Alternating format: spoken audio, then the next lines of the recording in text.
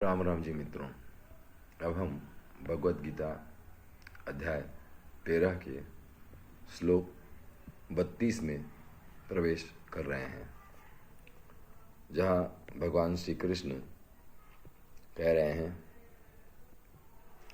यथा सर्वगतम सौक्ष्म्यात् आकाशम न उपलिप्यते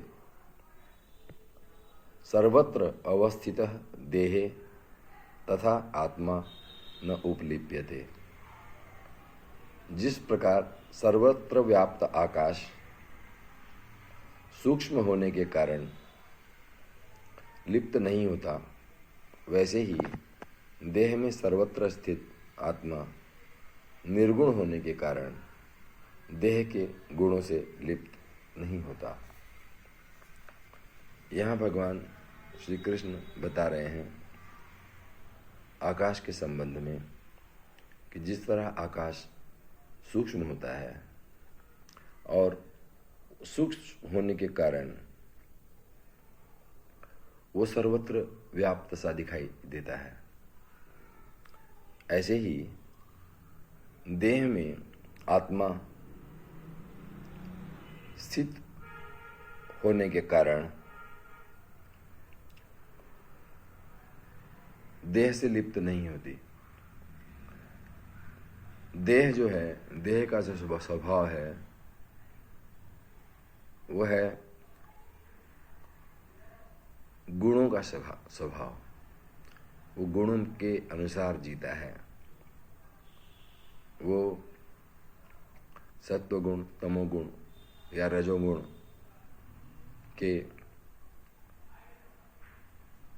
मूल्यांकन में जीता है। कुछ देह तमोगुण में जीती हैं, कुछ मनुष्य रजोगुण में जीते हैं और कुछ मनुष्य सत्वगुण में। लेकिन परमात्मा जो है वो त्रिगुणातीत है, इसलिए उसे निर्गुण भी कहा गया है। निर्गुण अर्थात तत्व रूप से वो निराकार है,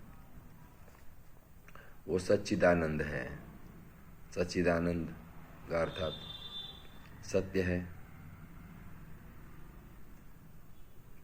चित स्वरूप है और आनंद स्वरूप है। ऐसे ही परमात्मा जो है वो एक ऐसी अवस्था है जहाँ पे निर्विचार चैतन्य उपलब्ध होता है, जहाँ पे हम नहीं बचते, मैं नहीं बचता, शरीर नहीं बचता। सभी देह में, सभी भौतिक जगत में वो परमात्मा ही दिखाई पड़ता है। तो जब ये आभास होने लगे, जब ये दिखाई पड़ने लगे, जब इस साक्षी का बोध हो जाए कि सभी देह में सर्वत्र वो परमात्मा ही विराजमान है, तब वो परमात्मा चूंकि त्रिगुणातीत है, वो कहीं पर भी लिप्त नहीं होता। देह में होकर भी वो देह से लिप्त नहीं होता।